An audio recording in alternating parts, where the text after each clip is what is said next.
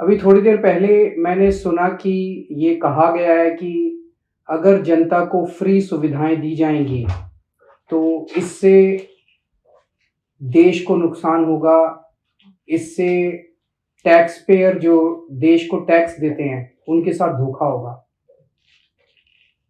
मुझे लगता है कि टैक्स पेयर के साथ धोखा तब होता है जब उनसे टैक्स लेके और उस टैक्स के पैसे से अपने चंद दोस्तों के बैंकों के कर्जे माफ किए जाते हैं।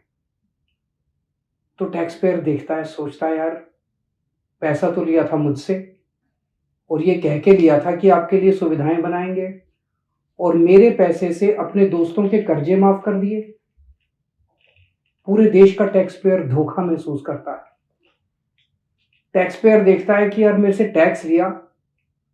तो टैक्स लिया, पूरे देश के अंदर खाने पीने की चीजों पे जीएसटी लगा दिया, दूध पे जीएसटी लगा दिया, छाछ पे जीएसटी लगा दिया, दही पे जीएसटी लगा दिया और अपने दोस्तों के बड़े बड़े अमीर दोस्तों के टैक्स माफ कर दिए। उनको टैक्स में रिलीफ दे दिया, रिबेट दे दिया टैक्स के अंदर बड़े बड़े लोगों को। तो एक आम आदमी सोचता है यार हमसे तो धोखा हो गया। तो टैक्स पेयर के साथ धोखा इससे नहीं होता कि हम उनके बच्चों को अच्छी और फ्री शिक्षा देते हैं। टैक्स पेयर के साथ धोखा इससे नहीं होता कि हम देश के लोगों का फ्री में अच्छा इलाज कराते हैं। टैक्स पेयर के साथ धोखा तब होता है जब अपने दोस्तों के कर्जे माफ करते हैं। 10 लाख करोड़ रुपए के अगर कर्जे माफ नहीं किए जाते तो मैं समझता हूं आज देश इस तरह से घाटे की स्थिति में नहीं होता। हमें दूध दही के ऊपर जीएसटी लगाने की जरूरत नहीं पड़ती। पर यह मुद्दा अच्छा उठा है और मेरी ये मांग है कि देश के अंदर रेफरेंडम कराया जाए।